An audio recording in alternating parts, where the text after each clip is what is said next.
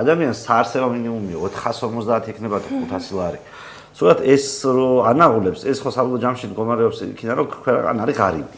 ღარიბი ქვეყანა ვართ, ამიტომ გვაღელვებს რაც ჩათვლის მთავრობა საარსებო უკიდურეს საარსებო მინიმუმად. ამ კითხვაზე პასუხი ის კი არ უნდა იყოს ჩემი აზრით, რომ ჩვენ ახლა ძალით ვიღაც ადამიანი რო აიყვანოს სამსახურში, მას უნდა გადაუხადო რაღაც ხელფასი, რომელიც იმაზე ნაკლები არ შეიძლება იყოს, რაც მთავრობამ დაადგინა. ამის რეგულირების ნაცვლად და ამ ადამიანზე ხელშესნის ნაცვლად ხო ჯობია რომ ჩვენ ვიფიქროთ იმისკენ, რომ ისე გამდიდრდეთ შინაარსობრივად, რომ არ ვღელავდეთ პირობითად, რამდენი იქნება მთავრობის მიერ დადგენილი საარსებო მინიმუმი, იმიტომ რომ ჩვენი ბუნებრივი შემოსავალი, როგორც მდიდარი ქვეყნის, იქნება ბევრად მეტი, ვიდრე შეიძლება იყოს რაღაცა ის 500 ლარი თუნდაც. მაგალითისთვის, ჩვენ რო თავის დროზე თუნდაც საბჭოთა კავშირი როცა დაინგრა, გადაგვენაწილებინა ჩვენი ქონებები, რომელიც სახელმწიფო საკუთრება იყო ადამიანებზე თანაბრად და უსასყიდლოდ.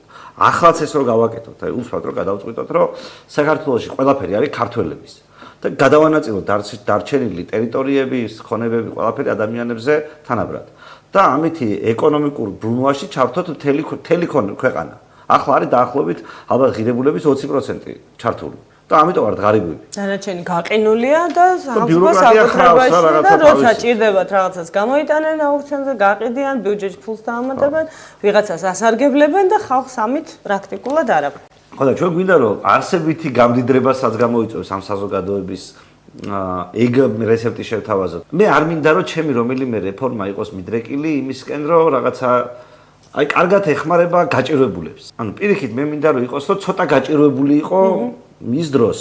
ადამიანი მაგალითად ბევრი ფული რო ქონდეს და რო გინდადეს ადამიანს დაეხმარო ახალგაზრდა ჯანმრთელ ადამიანს, ისე რომ ფული აჩუქო მას. ბევრად უფრო ეფექტური იქნება მისთვის რომ რაღაც საქმეში ჩართო. დახმარება თუ გინდა ამ ხალხისთვის და ჩვენ ეს საზოგადოება ჩვენი საქმეში უნდა ჩავთოთ. ანუ 500 ლარამდე გავხდით თქვენს დახმარებას და შემწეობას კი არა. უნდა უთხრათ რომ პირიქით იყავით ამბიციურები ხალხო 500 ლარი კი არა 5000-ზე იჩამიჩეთ.